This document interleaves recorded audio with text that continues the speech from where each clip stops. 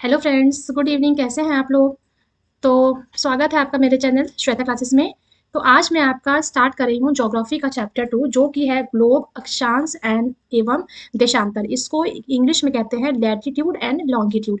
ठीक है, तो मैं पिछले आपके क्लास चैप्टर जो आपका क्लास 6 है उसका पूरा हिस्ट्री कवर करा दी हूँ। ठीक है, आप लोग वीडियो का बर्डन अपने ऊपर बिल्कुल भी मत रखिएगा कि एग्ज़ाम आएगा पास में तो हम लोग सारे वीडियोज़ को एक बार में देख लेंगे, क्या हुआ 20-20 मिनट की तो है। ठीक है, ऐसा बिल्कुल भी मत कीजिएगा।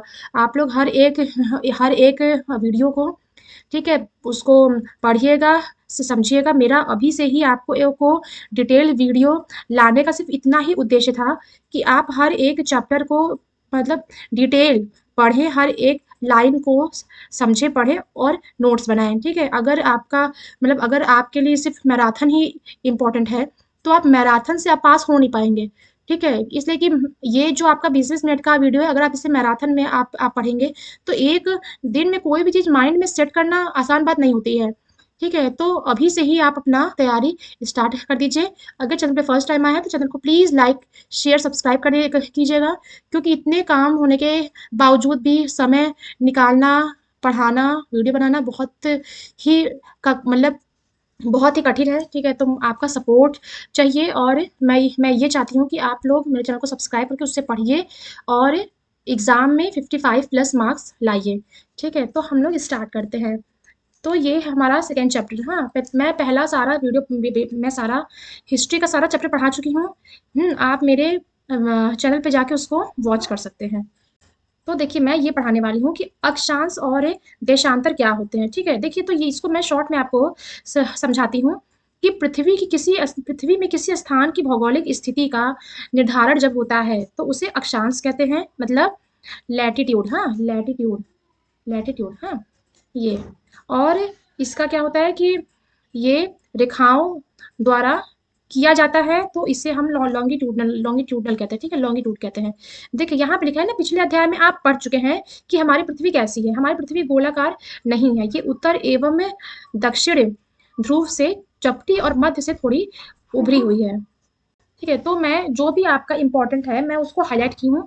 आपको सिर्फ उसे पढ़ना है और उसे आपको नोट डाउन करना है। ठीक है, तो यहाँ से आइए हम लोग देखते हैं कि देखिए, ग्लोब जो है विभिन्न आकार और प्रकार के हो सकते हैं। ग्लोब आपके बड़े भी होते हैं, हाँ, जो कि आसानी से एक स्थान से दूसरे स्थान तक ले जाया नहीं जा सकता। ठीक है, जब वो इतने बड़े हो जाएंगे। देखिए, और पॉकेट में रखने वाले योग्य छोटे ग्लोब और गुब्बारे जैसे ग्लोब को उसमें हवा भरी जा सकती है। तो ये आपका होता है ग्लोब। ग्लोब की जो स्थिति है वो स्थिर बिल्कुल भी नहीं होती है। ठीक है, स्थिति जो उसकी होती है वो बिल्कुल भी स्थिर नहीं होती है। हाँ, और ये सपोज करिए कि अगर जो कुम्हार है, जो मिट्टी के जो बर्तन बनाता है, ठीक है, उसका उसका जो आपका पहिया घूमता रहता है, घूमता रहता है। ठीक है, उसी प्रकार का आपका ग्लोब भी है। हाँ, वो भी आपका घूमता रहता है। ग्लोब पर देशों, महाद्वीपों और महासागरों को उनके सही आकार में दिखाया जाता है। ठीक है, ग्लोब से हमें हर चीज के मतलब स्थिति के बारे में पता चलता है कि हम मतलब कहाँ है, कहाँ नहीं है, कौन सा देश, कौन सा कंट्री किधर है, किधर नहीं है। तो यही होता है। ठीक है, अक्षांश और देशांतर देशांतर जो होता है वो पृथ्वी की सतह पर किसी भी स्थान की स्थिति निर्धारण करने की एक प्रणाली है। ठीक है, अक्षांश रेखाएं, और ये क्षैतिज रेखाएं भी होती हैं जो कि भूमध्य रेखा के उत्तर और दक्षिण के दूरी को नापती हैं। ठीक है, ये आपका भूमध्य रेखा होता है, इसके आपकी दूरी को वो मापती हैं। ठीक है, इसको कहते हैं एक्सिस, अक्ष कहते हैं। हाँ, और ये पूरा आपका ग्लोब है। ठीक है, तो आपका ये हो गया। अब देखिए, हम लोग यहाँ से पढ़ते हैं। ठीक है, एक सुई ग्लोब में झुकी हुई अवस्था में स्थित होती है जिसे अक्ष कहते हैं। ग्लोब पर वे दो बिंदु जिनसे होकर सुई गुजरती है उत्तर और दक्षिण ध्रुव कहलाती है। ग्लोब को इस सुई के चारों ओर पृथ्वी के भांति पश्चिम से पूर्व की ओर घुमाया जा सकता है। ये हो गया आपका। पृथ्वी पर वास्तव में ऐसी कोई सुई नहीं होती है। ये तो सिर्फ आपको पढ़ाने का एक तरीका है कि हाँ, मतलब इस टाइप का ग्लोब बना के घुमा घुमा कर पढ़ाते हैं, लेकिन मतलब असल में वास्तविकता में पृथ्वी पर कोई ऐसी सुई नहीं होती है। यह अपने अक्ष पे चारों ओर घूमती है। ठीक है, ये अपने अक्ष पे चारों ओर घूमती है, जो कि एक काल्पनिक रेखा है। ठीक है, ये आपका हो गया। अब देखिए, यहाँ से हम चलते हैं कि एक अन्य काल्पनिक रेखा भी ग्लोब को दो भागों में बांटती है। इसे इसे विषुवत रेखा कहते हैं। ठीक है, इसे विषुवत कहा जाता है। और पृथ्वी के उत्तर में स्थित आधे भाग में उत्तरी गोलार्ध है। उत्तरी गोलार्ध एवं दक्षिण वाले आधे भाग को दक्षिणी गोलार्ध कहते हैं। ठीक है, मतलब वो होता है आपका साउथ और नॉर्थ। ठीक है, ये आपका हो गया, देखिए ये हो गया आपका नॉर्थ पोल। हाँ, ये आपका हो गया साउथ पोल। ठीक है, तो ये देखिए आपका हो गया भूमध्य रेखा। हाँ, इसको, हाँ, विषुवत रेखा जो है वो मतलब कट करती है। ठीक है, ये इसकी स्थिति को बताती है। और यह पृथ्वी पर विभिन्न स्थानों की स्थिति बताने का सबसे महत्वपूर्ण बिंदु है, जो कि हमारा विषुवत रेखा बनाता है। ठीक है, और उसमें क्या है कि उस स्थिति में सभी समांतर वृत्तों को अक्षांश समांतर रेखाएं कहा कहा जाता है। ठीक है, अक्षांश को अंश के रूप में मापते हैं। अक्षांश को किसमें मापते हैं? अंश के रूप में अंश के में मापा जाता है। ठीक है, विषुवत जो है वो वृत्त वो शून्य अक्षांश को दर्शाती है। ठीक है, विषुवत वृत्त शून्य को दर्शाती है, और विषुवत वृत्त से दोनों तरफ ध्रुवों के बीच की जो दूरी है वो पृथ्वी के चारों ओर के वृत्त की 1/4 है। और यहाँ से देखिए आपका ये आता है कि 360 अंश का 1/4 और यानी 90 अंश होता है। और इस प्रकार 90 अंश जो है वो उत्तरी अक्षांश और उत्तर ध्रुव को दर्शाता है, तथा 90 अंश दक्षिणी अक्षांश दक्षिण ध्रुव को दर्शाता है। ठीक है, तो ये आपका हो गया 80 डिग्री उत्तर, 60 डिग्री उत्तर, ये 40 और ये 20। ठीक है, ये आपका बीचों बीच का विषुवत रेखा है। और आपका इधर जो आपका खाली बस आपके सामने 20 है, ये भी बिल्कुल इसी प्रकार है जो कि इसके पीछे है। ये आपका अपने ही अक्ष पे घूमता रहता है। तो ये हो गया यहाँ पे। हाँ, देखिए आपका सब समझाया हुआ है कि ये आपका बीच का भूमध्य रेखा है, विषुवत रेखा। ठीक है, इसके ऊपर जब आप जहाँ यहाँ पे जब आप नॉर्थ में जाएंगे तो आपको मिलेगा कर्क रेखा। हाँ, और जब आप साउथ में आएंगे तो आपको मिलेगा मकर रेखा। तो ये आपको क्वेश्चन पूछता है कि कर्क रेखा जो है वो किस किस स्टेट से गुजरती है। तो ये आपका बहुत सारा मतलब है, यहाँ पे जो स्टेट आपका इंडिया में पड़ता है बहुत सारा है स्टेट। तो आगे मैं आपको इसके बारे में पढ़ाऊंगी। ठीक है, तो फिलहाल अभी आप इतना ही पढ़िए कि ये जो कर्क रेखा वाले में आपका उष्ण कटिबंध है, हाँ, उत्तरी शीतोष्ण कटिबंध है, और उत्तर ध्रुव वृत्त में आपका आता है उत्तरी शीत कटिबंध। तो इन सब में कैसे कैसे मतलब कि मतलब क्या क्या होता है, ये मैं आपको आगे पढ़ाने जा रही हूँ। अब आपका यहाँ पे है महत्वपूर्ण अक्षांश समांतर रेखाएं। तो ये आपको मैं समझा दी हूँ कि ये आपका विषुवत रेखा आपका 0 डिग्री का होता है, और आपका कर्क रेखा का 23 और हाफ उत्तर का होता है, मतलब नॉर्थ है। और इसके ऊपर होता है आपका 60 डिग्री एंड हाफ। ठीक है, ये भी आपका नॉर्थ है। और सेम आपका होता है साउथ के साइड, बस आपका जो कर्क रेखा है उसको हम लोग चेंज करके लिख देते हैं मकर रेखा। तो ये आपका क्वेश्चन आपका बहुत बड़ा आता है एग्जाम में। यहाँ पे ये है। ठीक है, ये आपका इंपॉर्टेंट टर्म्स है, आपसे देख लीजिएगा। अब देखिए यहाँ पे हम लोग देखते हैं कि पृथ्वी के ताप कटिबंध, हाँ, कैसे कैसे कार्य करते हैं। कर्क रेखा और मकर रेखा के बीच के सभी अक्षांश जो होते हैं वो सूर्य वर्ष में एक बार दोपहर में सिर के ऊपर आते हैं, सिर के ऊपर होता है। ठीक है, किसमें? जब आपका उष्ण कटिबंध आपका चलता है तो इतनी ज्यादा गर्मी होती है। ठीक है, तो उसमें क्या होता है कि एक वर्ष में एक बार दोपहर में जो धूप है वो सिर के ऊपर आती है, उसमें वो इतनी ऊर्जा प्रदान होती है, प्राप्त होती है कि उसे उष्ण कटिबंध कहा जाता है। ठीक है, अब यहाँ पे है कर्क रेखा। कर्क रेखा और मकर रेखा के बाद किसी भी अक्षांश पर दोपहर का सूर्य कभी भी सिर के ऊपर नहीं आता है। और ध्रुव के तरफ सूर्य की जो किरण होती है तिरछी हो जाती है, इसको याद रखिएगा, तिरछी हो जाती है। तो इसे हम लोग कहते हैं शीतोष्ण कटिबंध। ठीक है, ये आपका हो गया। अब हम लोग शीत कटिबंध किसको कहते हैं? ठीक है, ये देखिए उत्तरी गोलार्ध में उत्तर ध्रुव वृत्त, यहाँ पे देखिए, यहाँ पे है ना, ये देखिए, ये यहाँ पे ये चीज है। हाँ, उत्तरी गोलार्ध में उत्तर ध्रुव और दक्षिणी गोलार्ध में दक्षिण ध्रुव, यहाँ पे लिखा है। ठीक है, के बीच में के क्षेत्र में हाँ ठंड बहुत होती है, क्योंकि यहाँ सूर्य क्षितिज से ज्यादा ऊपर नहीं आ पाता है।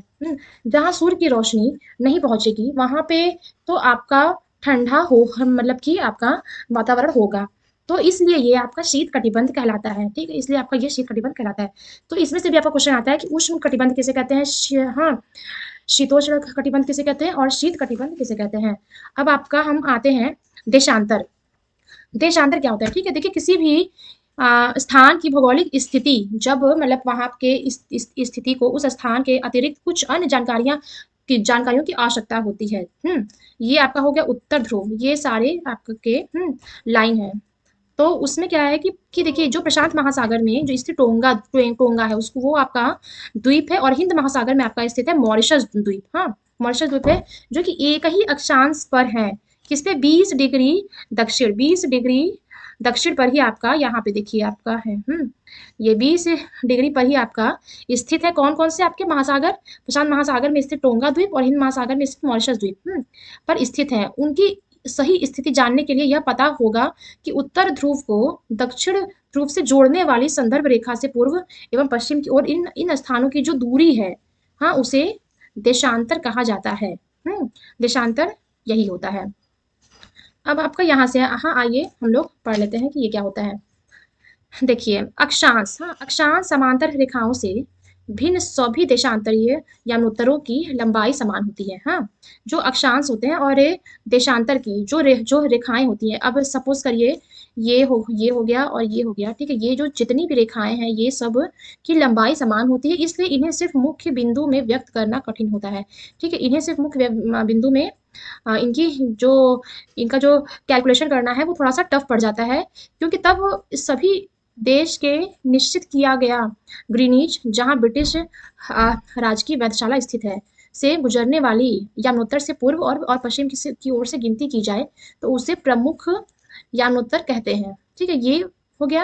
अब आपका देखिए इसका मान 0 देशांतर है, और यहाँ पे हम 180 डिग्री पूर्व और 180 डिग्री पश्चिम तक की गणना करते हैं। यहाँ पे है, ठीक है, 180 डिग्री की हम लोग गणना करते हैं। ये हो गया आपका। और उसके बाद यहाँ से आपका है, देखिए किसी स्थान के देशांतर के आगे पूर्व के लिए अक्षर पूर्व और पश्चिम के लिए अक्षर पश्चिम का उपयोग करते हैं। तो ये आपका लाइन उतना इंपॉर्टेंट नहीं है, यहाँ से क्वेश्चन आपका नहीं बनता है, लेकिन तो भी आप, मैं कहती हूँ कि आप एक बार इसे पढ़ के, मतलब आप इसे एक बार पढ़ लीजिएगा। अब ये देखिए आपका मैप है। हाँ, आपका ये देखिए हिंद महासागर है, यहाँ पे आपका अटलांटिक महासागर है, प्रशांत महासागर है, जो भी आप पे, हाँ, ये इसका आप, हाँ, वो मैप खरीद के आप इसको एक बार रिवीजन कर सकते हैं। जो जो देखिए अभी आपका आया था, यहाँ पे देखिए ग्रीनलैंड है, हाँ, ये सब इतना इम्पोर्टेंट आपका है नहीं। ये देखिए चाइना है, हाँ, ये सब है आपका। ये आपका जो है ये आपका वर्ल्ड मैप है, हाँ, विश्व के समय का क्षेत्र। तो ये आपका भौगोलिक स्थिति को दर्शाता है।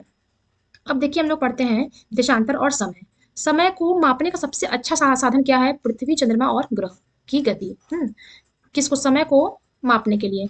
सूर्योदय एवं सूर्यास्त प्रतिदिन होता है, सही बात है। अब आप सोकर उठते हैं, रोज सुबह होती है, रोज शाम होता है, रोज रात होता है। तो समय निर्धारण का सबसे अच्छा साधन क्या है? हाँ, इस स्थानीय समय का अनुमान सूर्य के द्वारा बनाई गई परछाई से लगाया जाता है, जो दोपहर में सबसे छोटी होती है और सूर्योदय के और सूर्यास्त के बाद सबसे लंबी हो जाती है। ठीक है, तो पहले के जो लोग थे, हाँ, वो स्थानीय समय का जो अनुमान करते थे वो परछाई से करते थे।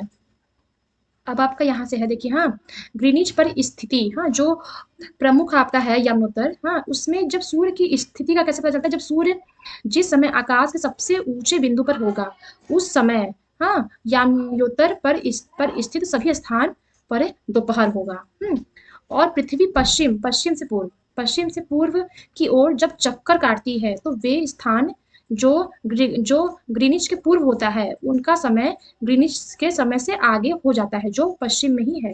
ठीक है, उनका समय पीछे हो जाता है।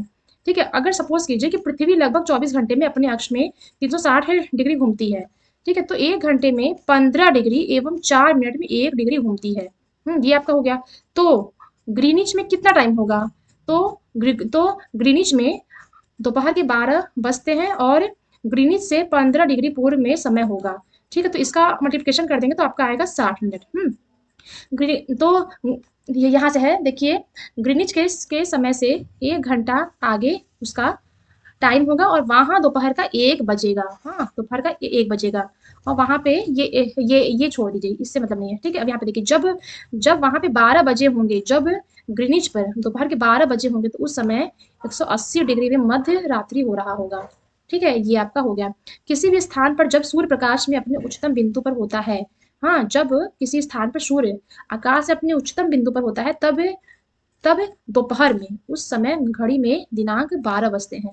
ठीक है, तब घड़ी का जो टाइम है तब उस समय 12 बजते हैं। इसी से हम लोग पता करते हैं कि किस कंट्री में कितना समय होता है और कितना समय कम होता है, कितना समय ज़्यादा होता है। तो ये आपका हो गया। अब हम लोग यहाँ से पढ़ेंगे हाँ कि हम मानक समय क्यों मानते हैं। मानक क्या होता है, समय मतलब क्यों मानते हैं, इसको हम लोग पढ़ लेते हैं। अलग अलग याम्योत्तर पर स्थित स्थानों के स्थानीय समय में अंतर होता है।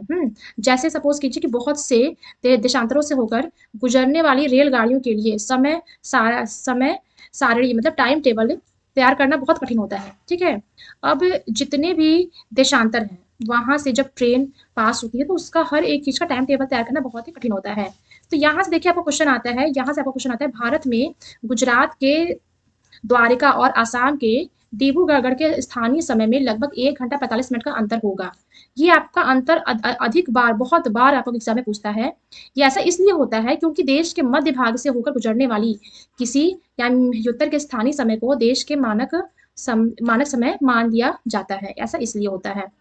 अब यहाँ से देखिए भारतीय मानक समय के नाम से जाना जाता है। तो ये क्या होता है? ये आप रहने दीजिए। यहाँ से देखिए कबीर, हाँ, कबीर भोपाल के निकट एक छोटे से गांव में रहता है। वह अपने मित्र आलोक से कहता है कि वे लोग आज रात्रि में नहीं सो पाएंगे। क्यों?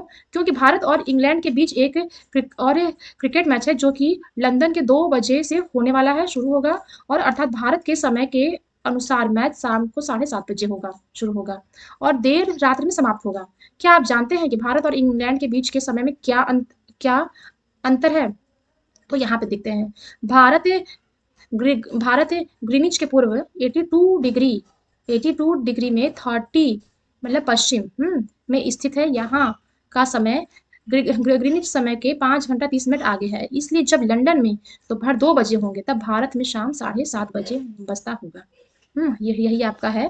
अब यहाँ से आप हाँ पढ़ लीजिए थोड़ा सा। देखिए कुछ देशों का देशांतरीय विस्तार अधिक अधिक होता है, इसके कारण वहाँ एक से अधिक मानक समय अपनाए गए हैं। फॉर एग्जाम्पल रूस में 11 मानक समय को अपनाया गया है। पृथ्वी को एक एक घंटे वाले 24 समय क्षेत्रों में बांटा गया है। इस प्रकार प्रत्येक समय क्षेत्र 15 देशांतर तक के क्षेत्र को घेरता है। ठीक है, तो आपका ये आपका चैप्टर है आज का।